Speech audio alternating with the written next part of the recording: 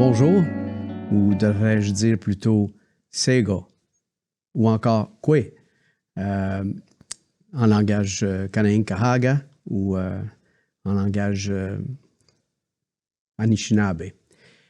Je vous souhaite la bienvenue à cette série qui s'intitule Les Kanien'kehá:ka, hôtes sur leur territoire et voisins au quotidien. Si vous demeurez dans la région, la grande région de Montréal, vous avez sûrement entendu parler des Kanien'kehá:ka. Et si vous ne savez pas que signifie ce mot, ben, ce sont les Mohawks. Ceux-là qui habitent sur la rive sud de l'île de Montréal, qu'on appelle aussi en Kanien'kehá:ka Tiohtià:ke. Alors, si jamais quelqu'un vous demande si vous venez de Montréal, vous dites « oui, je viens de Tiohtià:ke ». Alors, on a cru bon de faire une émission, en fait une série sur qui sont nos voisins de Kahnawake et d'où ils viennent, comment ils se sont installés ici, comment ça fonctionne. On veut découvrir finalement c'est qui nos voisins, comment ça fonctionne, comment fonctionne leur politique, comment fonctionne l'économie, c'est quoi les relations avec l'externe à l'interne, qu'est-ce que ça signifie, les traditionalistes, ceux qui sont aussi au conseil, comment ça fonctionne. Plein de questions comme ça qui sont très importantes et intéressantes à couvrir. Beaucoup de gens ont des impressions, trop souvent basées sur les médias qui sont très rapides à nous donner des conclusions en quelques minutes, sinon quelques secondes. Donc ici, on va explorer, on va prendre le temps de l'explorer.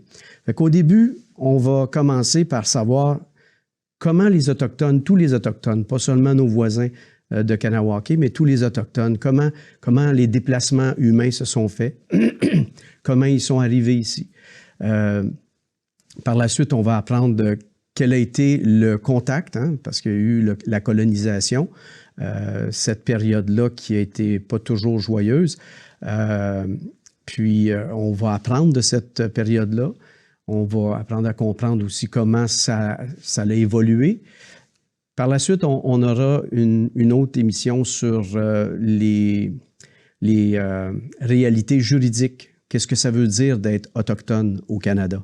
Qu'est-ce que ça veut dire d'être autochtone au Québec? C'est quoi un droit fondamental? C'est quoi les droits ancestraux? D'où viennent ces concepts-là et comment ça s'articule, comment les comprendre? On va tout regarder ça ensemble. Puis, par la suite, quand on aura fait cette introduction-là, dans une autre émission, on regardera aussi qui ils sont, les Agniers, comme les appelaient les Français à l'époque, mais comme ils s'appellent eux-mêmes, les Kanien'kehá:ka, les gens de la pierre, en anglais, j'ai juste le terme anglais, c'est flint. Alors, on va aussi avoir des invités par la suite. Une fois qu'on va avoir fait ces 3 épisodes ensemble, on va inviter des gens de Kahnawake, venir nous parler d'économie, de comment fonctionne tout l'aspect sportif, culturel, les médias. On va regarder avec eux la politique traditionnelle. On va regarder la gouvernance, les relations internes-externes. On va poser toutes sortes de questions. On va avoir des invités très intéressants. Il y aura certainement une majorité des conversations qui seront en langue anglaise. Par contre, on va pourvoir à vous donner le plus d'aide possible pour pouvoir le traduire. Mais somme toute, on va faire ensemble un beau voyage, découvrir ensemble nos voisins, les Mohawks, les Kanien'kehá:ka de Kahnawake. Donc, ceci étant dit, il faut bien commencer par le début. Comme vous avez vu l'image avant de m'entendre parler, c'était la ceinture, la ceinture à 2 rangées, la wampum. C'est le contrat initial qu'il y avait entre les Premières Nations et les gouvernements, les colons, premièrement arrivés ici sur le territoire. Donc, il y avait une entente entre eux. Les deux rangées symbolisent 2 chemins, ou en fait 2 deux trajectoires que font deux canaux. Alors, c'est comme s'il y avait deux canaux côte à côte. Le blanc symbolise l'eau. Et ce que ça représente, c'est chaque nation est dans son bateau, dans son canot. Alors, les colons dans leur canot et les Autochtones dans le leur. On chemine ensemble sur le même cours d'eau, mais on ne s'entremêle pas au niveau politique, économique. Si on fait des échanges, on respecte l'autre. Alors, on peut vivre ensemble, cohabiter en se respectant, mais on respecte chacun l'identité et la légitimité de chacun. C'est ça que ça voulait dire. Donc, je pense qu'en introduction, c'était assez fondamental de vous démontrer le premier contrat qui a existé entre les Autochtones et les Allochtones, donc les non-Autochtones. Ce qui est important aussi à savoir, je vous ai parlé de Tiohtià:ke, qui est Montréal, mais le territoire sur lequel nous habitons, pour ceux qui considèrent le Québec pour le Québec, mais le Canada aussi, il faut savoir une chose, que peu importe si on est au Québec ou au Canada, bien on est en territoire non cédé autochtone. Si on ne part pas de cette base-là, on part très mal notre apprentissage de la réalité autochtone, de la réalité de notre histoire, parce que ce n'est pas seulement leur histoire, c'est la nôtre. Ça fait partie de notre histoire que de vivre sur le territoire de gens à qui on a exproprié les territoires. Exproprié illégalement, je devrais rajouter. Donc, c'est important de reconnaître que nous sommes sur le territoire non cédé, dans ce cas ici à Châteauguay, sur le territoire des Kanien'kehá:ka. Partout ailleurs au Québec, on va voir, je vais vous montrer la carte du Québec plus tard, mais partout ailleurs au Québec, c'est la même chose. On est sur des territoires non cédés. Donc, c'est important de le reconnaître dans l'esprit d'amitié et de respect, évidemment. Et il faut quand même rendre hommage aux premiers peuples de ces terres, puisqu'ils étaient ici avant nous et ils y sont encore. Donc, l'objectif, c'est vraiment de vous informer sur cette réalité, la réalité autochtone et la réalité de la cohabitation avec les Autochtones. Je pense qu'une fois que vous aurez appris, si c'est le cas, parce qu'il y a des gens qui savent ce que je vais expliquer, mais pour ceux qui ne le savent pas,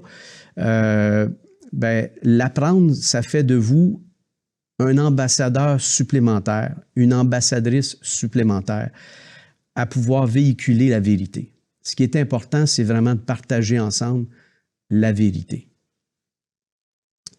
Donc, il y a, au niveau légal, le gouvernement du Canada a fait appel à une commission, la Commission de la vérité et de la réconciliation, qui a donné naissance à 94 appels à l'action. Alors, la commission, après toute son enquête, elle a dit aux Canadiens et aux Québécois et Québécoises, voici, on vous demande, vous avez 94 appels pour des actions que vous devez faire pour pouvoir qu'on puisse réconcilier les nations autochtones et allochtones ensemble.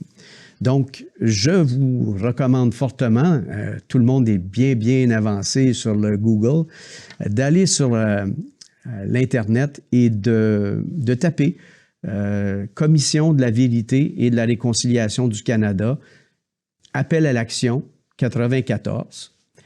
Puis vous allez voir, le site est extraordinaire. Vous allez avoir accès à toutes sortes de choses interactives, même des méthodes d'apprentissage qui sont interactives. Très intéressant. Dans les 94 appels à l'action, on demande aux citoyens de s'informer. Ce qu'on fait présentement, on partage l'information et vous la recevez. Donc, ce partage d'informations-là est fondamental dans ce processus de réconciliation. Je vais vous parler, évidemment, je vous ai fait l'introduction, mais je vais vous parler de réconciliation comme telle. On va parler un peu d'histoire et on va se garder quand même les fondements légitimes ou les fondements juridiques pour une prochaine épisode. Donc, on a quand même un petit peu de chemin à faire ensemble aujourd'hui en ce qui concerne la réconciliation et l'histoire. Donc, vous allez voir apparaître à l'écran une première carte. Cette première carte, elle est assez importante parce que souvent, on dit qu'il n'y avait rien, hein, que les colons sont arrivés sur ce territoire et il n'y avait rien. C'était un territoire vaste avec quelques Autochtones ici et là, mais pas beaucoup. En fait, c'était négligeable, même pas considérable. C'est un peu comme ça qu'on nous l'a vendu. Du moins, vous voyez, j'ai un petit peu de gris, là.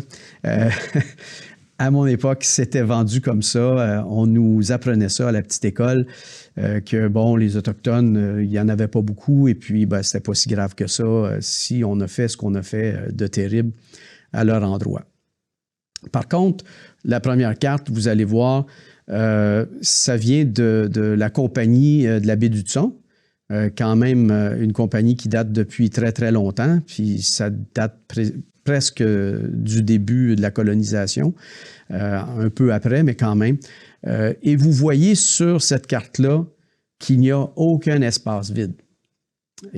C'est rempli d'activités, de ressources, d'animaux, de ressources naturelles, de forêts, d'aliments.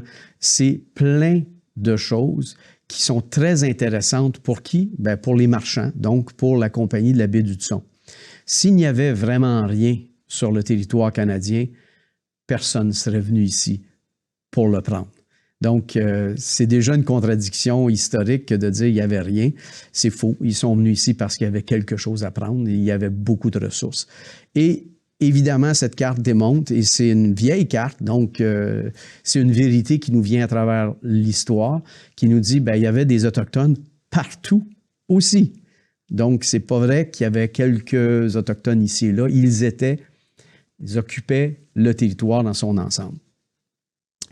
Je vous montre une deuxième carte. Celle-là est un petit peu plus monotone, mais ça vous montre, bon, c'est écrit en anglais que c'est l'état de bien-être des communautés au Canada. Ce n'est pas le but de cette carte-là, c'est plutôt pour vous montrer là où il y a des triangles et des petits picots de couleurs variées. C'est là où il se situent les communautés aujourd'hui, les communautés autochtones. Donc, que ce soit les Inuits au nord, les Métis ou les Autochtones des Premières Nations au sud. Vous voyez, ils sont partout. Ça n'a pas changé depuis l'époque. Ce qui a changé, c'est le nombre, parce qu'il y en a des millions et des millions qui sont décédés principalement par de la maladie et par la suite aussi des causes des massacres, des causes des guerres. Les causes, bien, les guerres, en principe, ça causait la famine, hein, parce qu'on brûlait les champs, on tuait les animaux dont ils se nourrissaient, fait qu'on les affamait.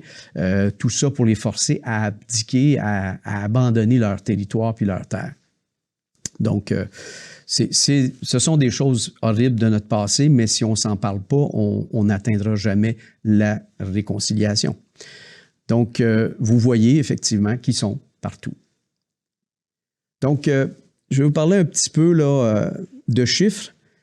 Il y a 650 communautés au Canada, autochtones, métis et inuits. Selon Statistique Canada, là, c'est des recensements un peu vieux, là. C'est quand même 2021. Je suis désolé, j'ai pas les chiffres plus récents. Il y avait 1 127 010 membres des Premières Nations, 70 545 Inuits, et 224 655 métis au Canada. Donc, vous voyez, c'est sûr que ça a augmenté, là. Mais je vais vous en parler un peu plus tard, mais ça vous démontre à quel point il y a quand même une partie de la population canadienne qui est composée d'Autochtones. 40% de ces gens-là demeurent sur les communautés, dites réserves. On pourra en parler dans l'émission où je vais vous parler d'aspects juridiques. Plus de 50 langues distinctes parlées. Alors, si les langues parlées, ça vous résonne, ça vous fait un effet, surtout ici au Québec, on est très chatouilleux, avec raison, sur l'importance de la langue française, puis à quel point c'est un soutien à notre culture. On y tient avec beaucoup d'émotion. Eh bien, il faut avoir cette intensité d'émotion de respect pour les langues autochtones. Puisqu'on veut ce respect-là pour la nôtre, on doit la vouloir pour les autres. Hein? C'est un élément fondamental de la morale humaine. Donc, il y a quand même 50 langues autochtones qui travaillent très fort à être récupérées. Certains font du bon chemin, d'autres ont plus de difficultés à récupérer. Les outils ne sont pas toujours là, mais effectivement, ils veulent préserver leur langue, tout comme les Québécois veulent faire la même chose ici. Donc, il y a 25 % de la population qui est âgée de 14 ans et moins. C'est immense. Dans certaines communautés, les personnes en dessous de 18 ans, là, de 0 à 18 ans, ça représente presque 50, des fois plus de 50 % de la population. Pourquoi? Bien, parce que la croissance démographique des Autochtones de 2016 à 2021 se situe à 9,4 %.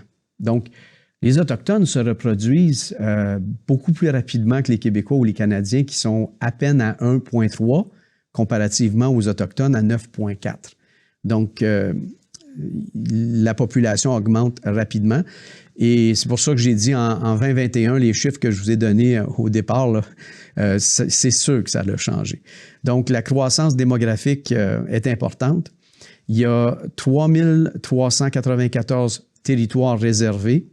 Donc, les territoires réservés, c'est des zones territoriales qui ont été identifiées comme étant des réserves autochtones sous la loi canadienne. Donc, il y en a 3394. Et je fais référence à la carte que je vous ai montrée, celle qui est plus monotone, la blanche avec des petits picots. Bien, les territoires autochtones que vous voyez là, si l'on mettait les picots à l'échelle réelle, ils disparaîtraient tellement ils sont petits. Donc, quand on dit qu'il y a 3394 territoires réservés, oui, il y en a, mais sur l'ensemble du territoire canadien, ils sont très petits. C'est un espace très, très petit. Ce que je veux dire par là, c'est que les Autochtones, aujourd'hui, représentent 5 % de la population du Canada. Et ils occupent 0,2 % du territoire. Donc, les 3394 territoires réservés, je vous mentionnais tantôt, ça représente 0,2 % du territoire, alors que 100 % du territoire canadien est un territoire non cédé autochtone. Réfléchissez à ça. Donc, le statut selon la loi des Indiens, parce que malheureusement, on dit encore aujourd'hui, parce que c'est dans la loi constitutionnelle du Canada, on dit loi sur les Indiens du Canada. Alors, je vais vous expliquer qu'est-ce que ça veut dire, c'est quoi les différentes affiliations ou en fait reconnaissance ou classification d'eau pour pouvoir bien continuer. Donc, ça se divise en 4 différents groupes. Alors, suivez-moi bien, là. Je vais essayer d'être le moins technique possible, parce que c'est assez technique. Donc, selon la Constitution canadienne, on reconnaît 3 groupes autochtones, mais il y a 4 classifications. Donc, il y a un autochtone, en fait, ce qu'on appelle un Indien ou une Indienne enregistrée,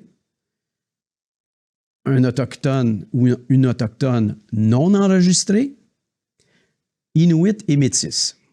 Alors, enregistré, qu'est-ce que ça veut dire? Ça veut dire que depuis que le Canada existe, ils ont fait un recensement de tous les Autochtones dans tous les territoires et ont pris leurs noms. En fait, dans bien des cas, on leur a donné des noms allochtones pour que ça soit plus simple pour le fonctionnaire du gouvernement. Mais peu importe, ils ont pris en note tous les noms et ces gens-là et leurs enfants, par la suite, ont tous été enregistrés. Alors, aux yeux du gouvernement, ce sont des Autochtones enregistrés. Les non-enregistrés, là, on tombe dans le drame familial. Ce sont tous ceux et celles qui ont été obligés d'abdiquer de ce qu'on appelle devenir des Canadiens.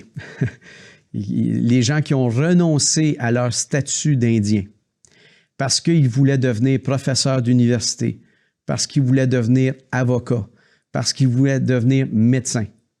On a des exemples ici. On a des générations de personnes qui demeurent à Châteauguay, d'ailleurs un peu partout sur le territoire aux alentours, mais qui provenaient de Kanawake, qui sont devenus médecins, notaires ou autres, ou professeurs, qui ont été obligés de renoncer à leurs droits autochtones s'ils voulaient avoir le droit de pratiquer le droit, la médecine ou autres professions, notaires et autres.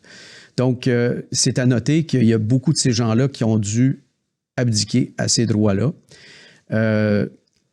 D'autres personnes, c'est plus dramatique, se sont fait enlever leurs droits autochtones parce qu'ils se sont mariés à l'extérieur. Donc, les femmes autochtones, avant 1980, qui mariaient un non-autochtone, perdaient automatiquement son statut et leurs enfants aussi. Alors, à partir de 1980, ils ont corrigé cette injustice, cette discrimination. En fait, c'est un geste complètement raciste.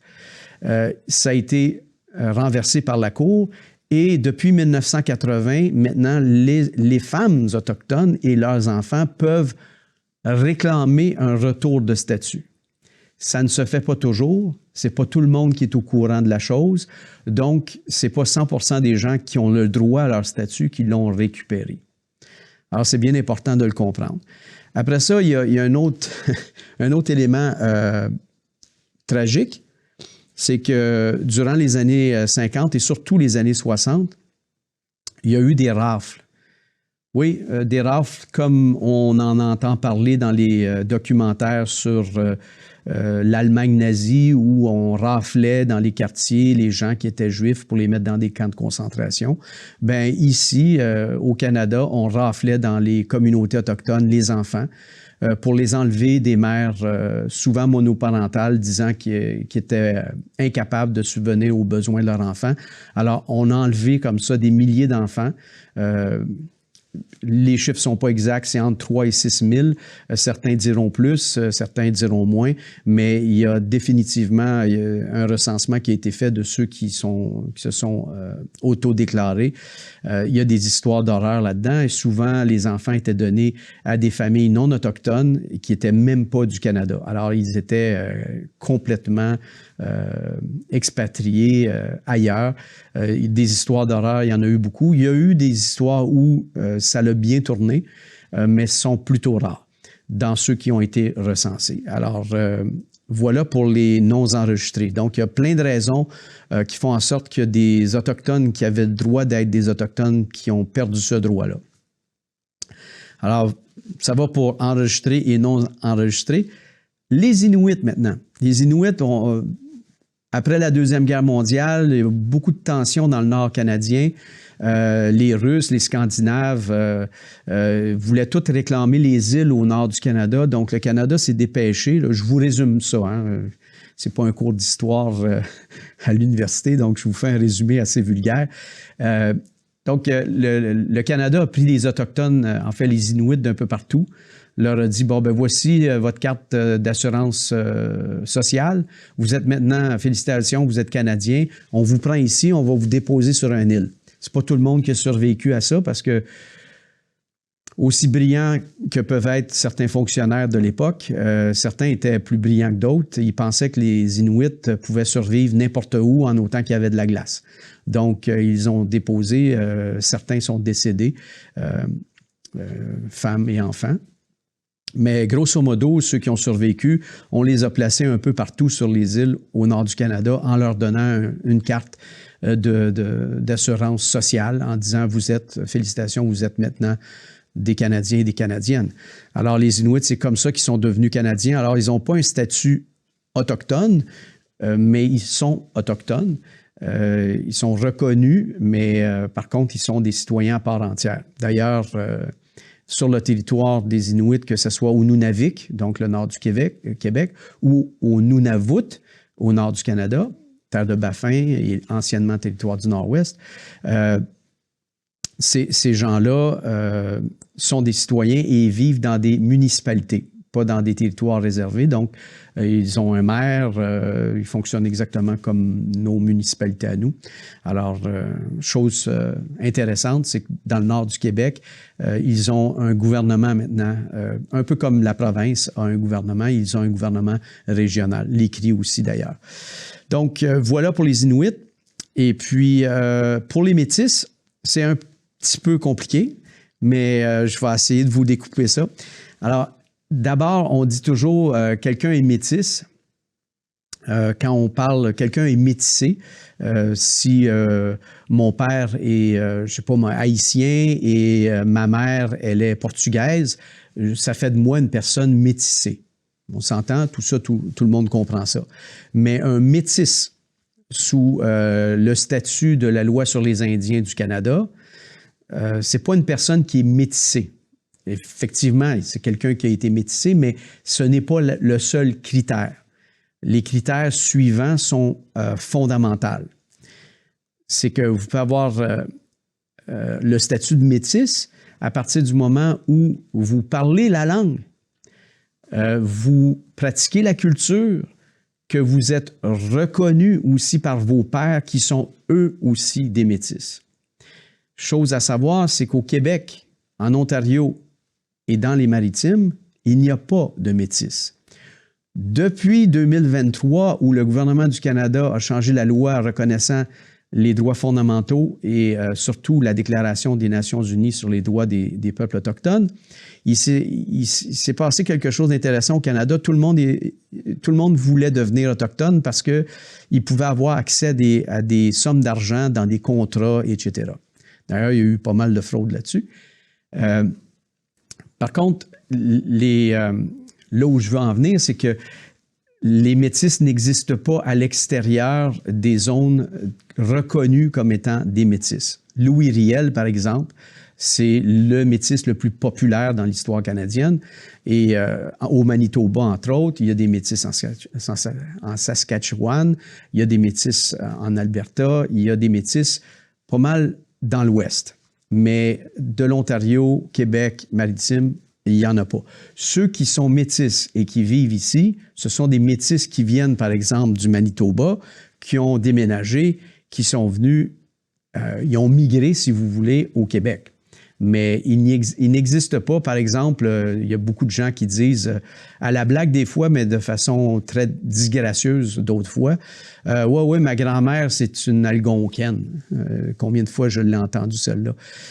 Mais ça ne fait pas de vous un métis.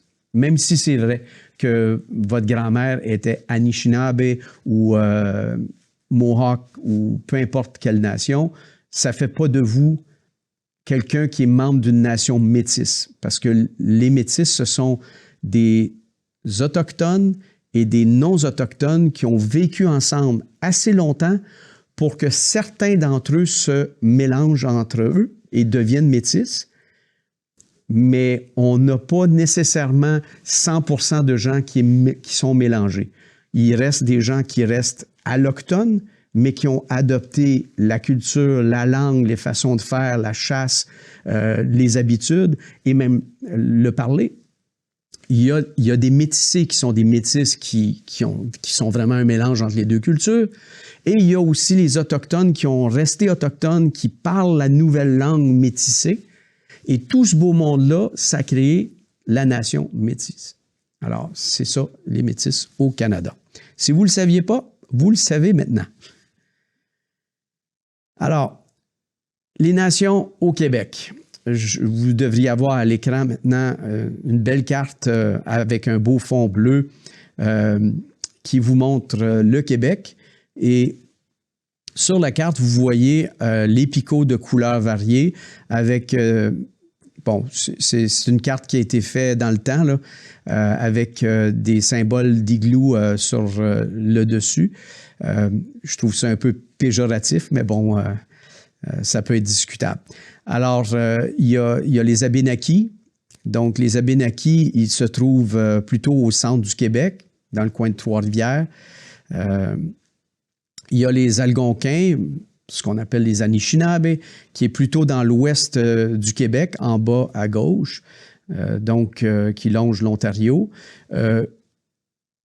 il y a les Atikamekw qui, eux, sont juste à droite, donc centre du Québec, mais au nord du centre du Québec. Vous avez les Inuits aussi qui font toute la côte nord et une partie au lac Saint-Jean. Vous avez les Cris qui font la baie James et les territoires intérieurs s'en allant vers le centre du Québec. Vous avez évidemment les Inuits, je l'ai mentionné, les Wendat. On ne dit plus Hurons, même les Wendat ne s'appellent plus Hurons eux-mêmes, c'est péjoratif. C'est un nom qui leur a été donné par les colons français. Donc, les Wendat de Québec, tout le monde les connaît, mais sachez une chose, ils viennent des Grands Lacs, ils sont venus s'établir avec toutes les guerres et les conflits qu'il y a eu historiquement, mais ils occupent et leur territoire ancestral va des Grands Lacs jusqu'à Québec. On a évidemment les Malicites qui sont en s'en allant en Gaspésie, là, dans le coin de Kakuna. Alors, mais ils occupaient vraiment un territoire très vaste, mais qui ont perdu. Ils sont en négociation pour récupérer. Il y a évidemment les Micmacs en Gaspésie, les Mohawks, Kanien'kehá:ka de Kahnawake, Akwesasne et Kanesatake. Il y a aussi les Naskapi qui sont tout près de Matimicoche, là, dans le nord, près de Shefferville. Et puis, ça fait le tour de nos 11 nations au Québec. Vous savez maintenant où ils sont, où ils se situent. Les 11 nations en chiffres au Québec, je vous ai donné ceux du Canada plus tôt. Bien, au Québec, les 11 nations, ils représentent, toujours selon Statistique Canada de 2021, il y a 205 000, sûrement plus aujourd'hui, mais 205 000 Autochtones, donc Premières Nations au Québec. Donc, c'est 1% de la population québécoise est issue des Premières Nations. Selon le gouvernement du Québec, ça, c'est du gouvernement du Québec. On a un an de plus, là. C'est un sondage, un recensement de 2022. On parle de 3 000 Abénaquis, 12 600 Anishinaabe, 8 000 Atikamekw, 21 000 Iyu, donc les Cris, 1 500 Wendat, 16 000 Inuits, 12 000 Inuits, 780 Wolastoq, donc les Malicites. Donc, les Micmacs, c'est 5 000, 20 000 Kanien'kehá:ka, donc les Mohawks, et puis 1 450 Naskapi. Donc, sur l'ensemble de ces populations-là, 42 000 de ces Autochtones-là résident à l'extérieur des communautés. Donc, la vaste majorité des Autochtones demeurent encore en territoire. Vous allez voir apparaître à l'écran la photo d'un jeune, je ne me souviens pas du nom, je pense que son numéro, je devrais vérifier, mais je vous reviendrai à une autre émission, mais je crois que c'était le numéro 22, c'était son nom. Alors, je fais référence encore avec les camps de concentration de l'Allemagne nazie. Il y a quand même... Il faut aller loin, là. Au lieu de donner un nom à un enfant qui vient dans un pensionnat, on lui donne un numéro. Alors, c'était assez flagrant. Son nom, c'était Kitik. C'est le même petit bonhomme, hein? À gauche, c'est le même petit bonhomme que celui qui est à droite. Et on voyait passer dans la presse, dans les médias, dans les nouvelles de l'époque, les journaux, cette photo-là avec une annonce en dessous. Voici le converti. Voici le rescapé, le sauvé.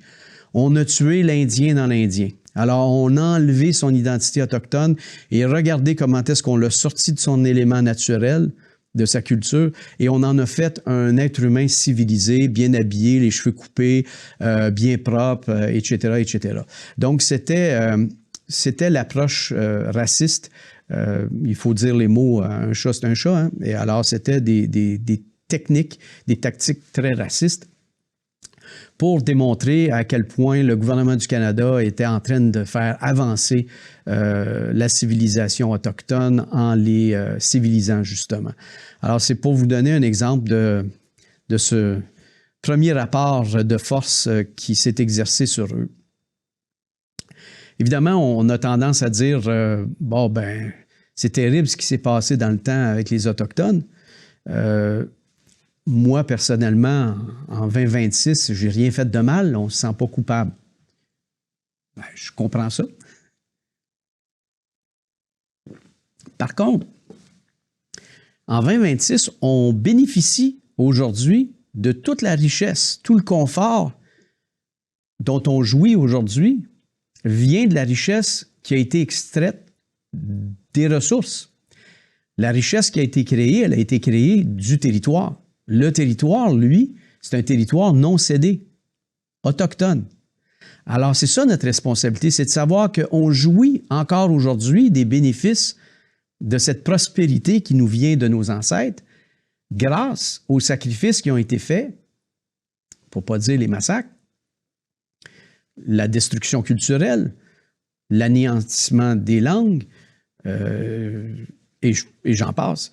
Donc, on a une certaine responsabilité de reconnaître la valeur de ce que nous avons par rapport au sacrifice qui a été fait.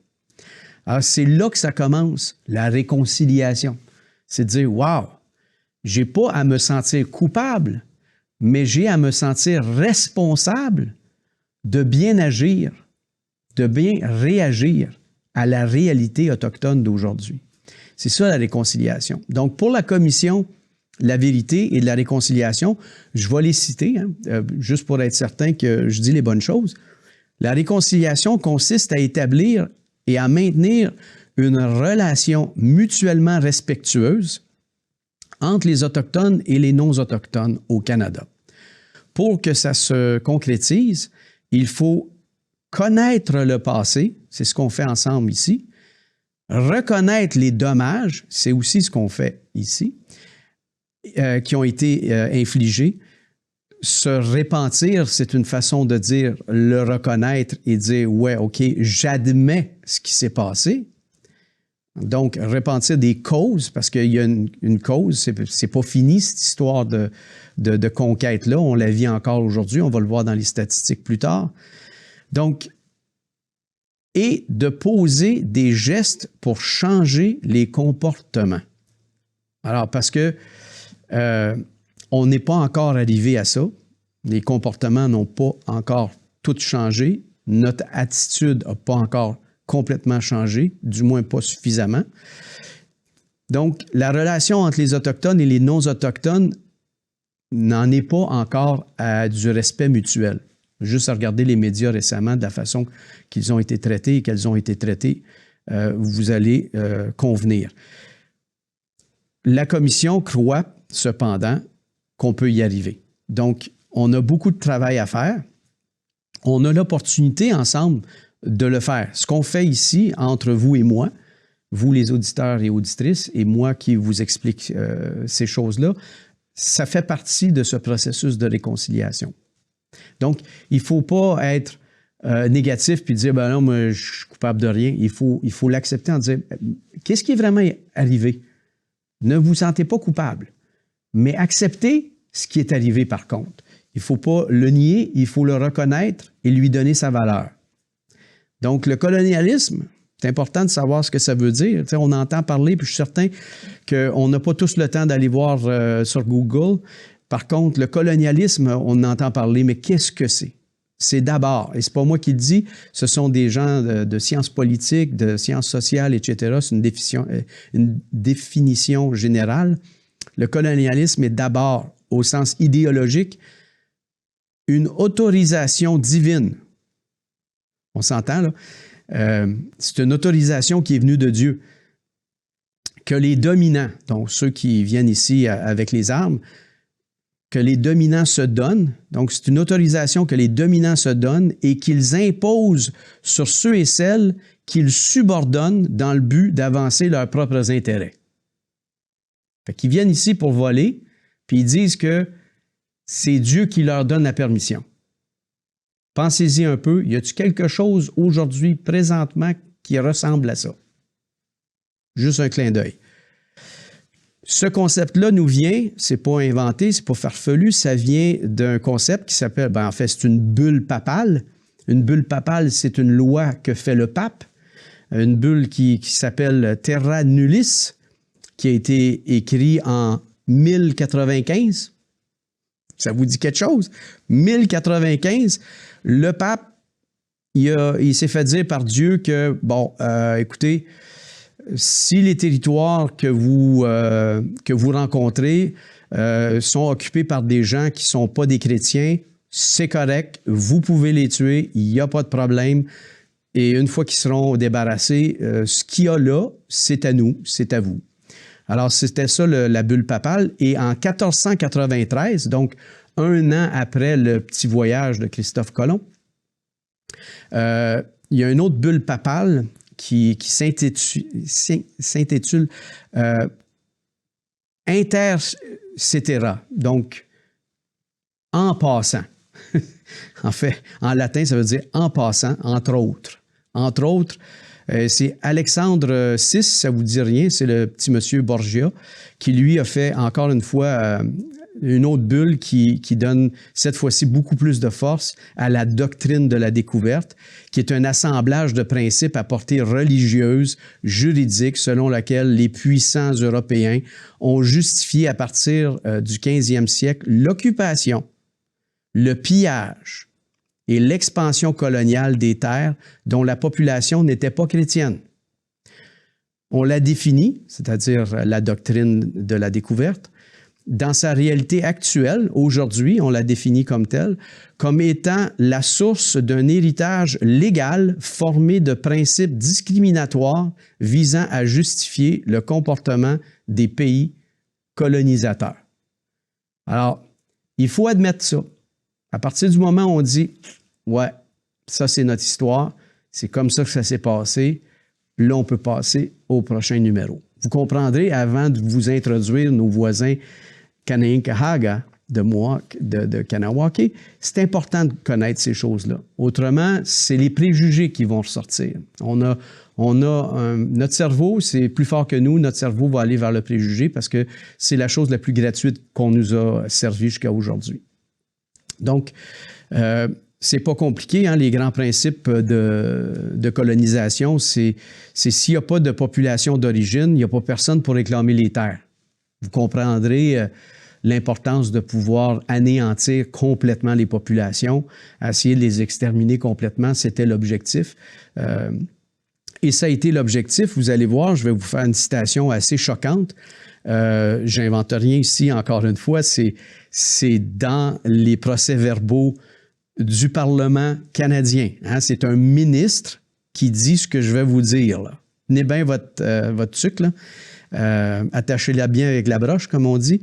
Et ceci a été dit lorsqu'on a essayé de modifier la loi sur les Indiens en 1924 au Parlement canadien. Je cite le ministre. Attachez-vous bien. « Je veux me débarrasser du problème indien. Je ne crois pas, en fait, que le pays devrait continuellement protéger une catégorie de personnes qui sont capables de se tenir seules. Notre objectif est de continuer jusqu'à ce qu'il n'y ait plus un seul Indien au Canada qui n'ait pas été absorbé dans le corps politique et qui n'ait pas de questions indiennes ni de ministère des Affaires indiennes. C'est tout l'objet de ce projet de loi cité de Duncan Campbell Scott, ministre des Affaires indiennes du Canada, en 1924. Voilà. C'est l'histoire raciste de notre gouvernement, de notre pays. C'était ça l'objectif. C'était d'enlever littéralement le droit des Autochtones sur leur territoire qui, eux, ces ministres et premiers ministres-là, savaient qu'ils étaient non cédés. Donc, ça, on va le voir dans un autre épisode, la prochaine épisode. Alors, c'est là-dessus que se basait la prise de décision gouvernementale de l'époque. Je vais aller un petit peu plus loin parce que ça vous prend un exemple dans la population en général. Ce n'était pas juste les élus qui regardaient les intérêts économiques. Hein. Ils disaient, bon, on se débarrasse des Autochtones, on va pouvoir prendre les ressources. Il y a aussi des gens, comme un directeur d'une école presbytérienne à Kenora, en Colombie-Britannique, en 1953. Là. En 1953, M. J.E. Andrews, le directeur, disait ceci. Attachez-vous bien. Nous devons faire face de façon réaliste au fait que le seul espoir pour l'Inde canadienne, on parle des Autochtones, est l'assimilation éventuelle dans la race blanche. Que peut-on dire de plus que c'est de la terminologie purement raciste, suprémaciste? Alors, la race blanche n'existe pas, on va en parler aussi, mais voilà un autre exemple. Donc, les dominants vont toujours, évidemment, s'imposer. Comment a été vécue cette situation par les Autochtones? Je vous cite une personne qui a été victime des pensionnats. Et j'ai regardé mon père. Et j'ai regardé ma mère. J'ai regardé mon père à nouveau. Tu sais quoi? Je les détestais. Je détestais absolument mes propres parents. Pas parce que je pensais qu'ils m'avaient abandonné. Je détestais leur visage brun. Je les haïssais parce qu'ils étaient indiens. Mary Courchaine, élève dans le pensionnat de Fort-Alexandre au Manitoba. Allez voir la Commission de la vérité et de la réconciliation. Tous les témoignages sont là. Achetez-vous des mouchoirs parce que ça va vous en prendre. L'histoire est terrible à apprendre. Je vous fais fi de toutes les autres citations. Par contre, j'attire votre attention sur une dernière citation parce que c'est pas vrai que tous les non-autochtones étaient disgracieux et dégueulasses. Il y avait des gens qui savaient que ce qui se passait, c'était pas correct. Je cite. « Je crois que les conditions sont délibérément créées dans nos pensionnats pour protéger pour propager les maladies infectieuses. Le taux de mortalité dans les écoles dépasse souvent 50 %. Il s'agit d'un crime national. » Ça a été écrit par le docteur Ash Bryce. Il a sorti un livre qui s'appelle « The Story of National Crime », l'histoire d'un crime national. En 1907, on lui a retiré son poste. Il était médecin en chef pour les pensionnats du Canada. On lui a retiré son poste. Il n'a jamais pu travailler dans la fonction publique. On lui a enlevé ce poste-là. Alors, j'en parle pas plus. Je vous laisse avec un petit extrait vidéo. Pendant plus de 200 ans, les ordres religieux gèrent les écoles missionnaires pour les enfants autochtones, celles-ci étant les prédécesseurs du système des pensionnats du gouvernement du Canada. Le Mohawk Institute devient un pensionnat. Il s'agit du premier pensionnat indien financé par le gouvernement au Canada. Il est géré par l'Église anglicane. Un rapport gouvernemental recommande que les enfants soient séparés de leurs parents afin qu'ils s'intègrent à la culture occidentale. Ces recommandations influent les lois et les politiques fédérales conçues dans le but de priver les Autochtones de leur culture et de leurs droits. Île à la Crosse ouvre dans le nord de la Saskatchewan. La majorité des élèves sont métis. Le gouvernement se confère l'autorité sur les Autochtones et sur l'éducation des Premières Nations. La loi sur les Indiens donne le contrôle de la culture et des droits autochtones au gouvernement canadien. La loi n'inclut que les Premières Nations à titre d'Indiens inscrits. Elle exclut les Métis et les Inuits. Le premier ministre John A. Macdonald autorise la création d'un système de pensionnats indiens conçu pour isoler les enfants autochtones de leur famille et pour couper leurs liens avec leur culture. Le nombre de pensionnats à travers le Canada augmente rapidement. Le gouvernement du Canada exige que les enfants des Premières Nations âgés de 7 à 16 ans fréquentent un pensionnat indien.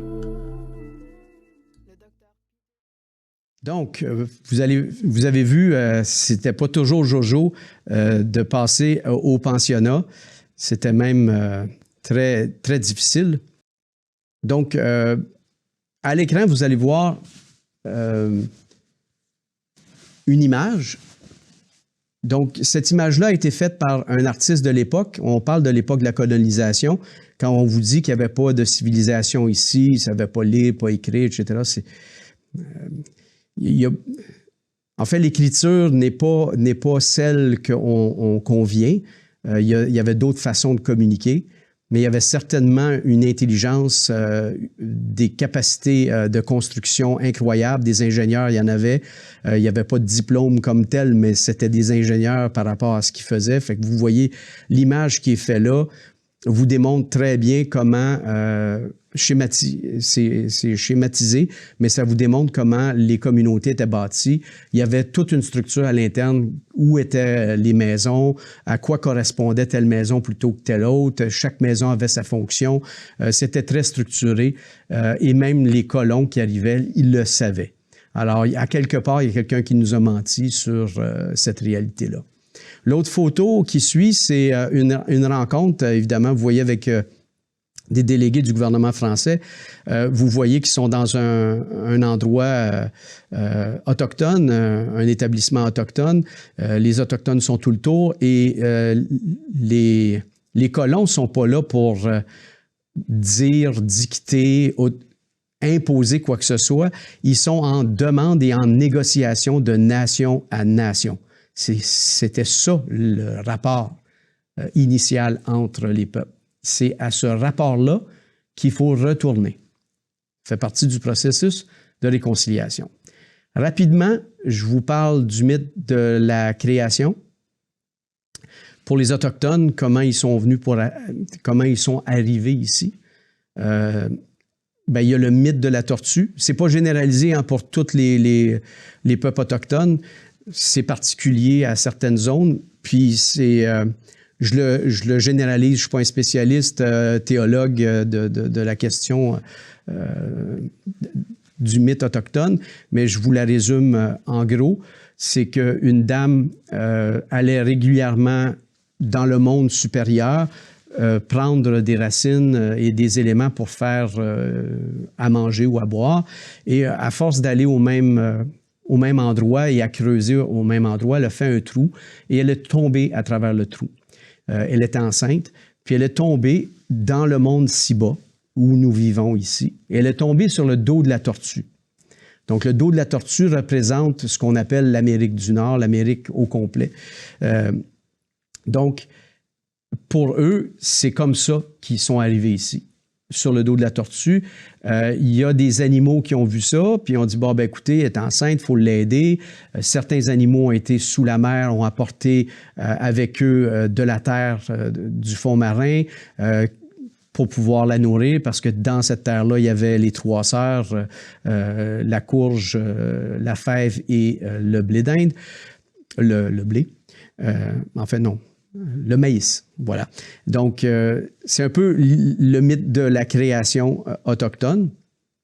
Après ça, il y a une vision plutôt holistique aussi qui va avec ça, c'est-à-dire, vous voyez la photo de la dame sur la tortue à l'écran, mais le cercle de la santé ou de la médecine, qui est la prochaine photo.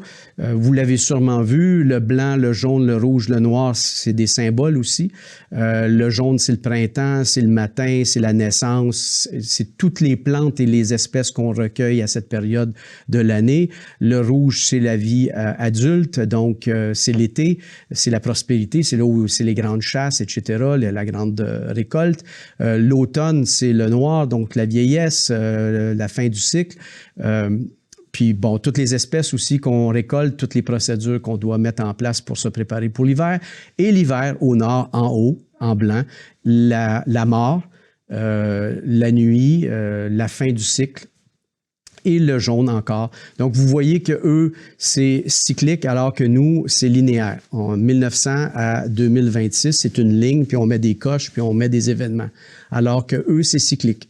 Un peu comme les astres, ils sont beaucoup plus enlignés, si on veut. Ceux qui étaient plus proches de cette mentalité-là, ce sont nos agriculteurs qui, eux, basaient à l'époque leur production agricole sur les mouvements de la température et des astres, surtout la Lune. La prochaine image que vous allez voir à l'écran, qui devrait être là, c'est ce qui a été prouvé avec l'archéologie. Donc, l'archéologie nous dit quoi? Bon, il y a plein de théories, là, c'est celle qui est la plus plausible. Je n'irai pas dans toutes les théories. C'est celle qui a le plus de preuves archéologiques. On a trouvé des millions d'ossements, des pièces, des pipes, de la poterie, des couteaux, des lances, des têtes de flèches, en fait, des ossements, des vêtements, des dessins.